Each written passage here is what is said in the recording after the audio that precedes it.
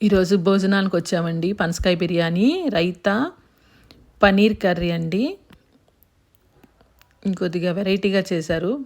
పన్నీరు, పనసకాయ వేసి వంకాయ కర్రీ అండి ఇది. మామిడికాయ పప్పు, బెండకాయ కూర, రసం పెట్టారు. చాలా బాగుందండి, స్పైసీగా బాగుంది రసం. టమాటా పచ్చడి అండి, కొత్తిమీర వేసి టమాటా పచ్చడి. ఇది క్యాలీఫ్లవరు, మామిడికాయ, ఆవకాయలాగా పెట్టారు. వెరైటీగా ఉంది. వైట్ రైస్, పూర్ణాలు చాలా బాగున్నాయండి. కట్లెట్స్ పెట్టారు.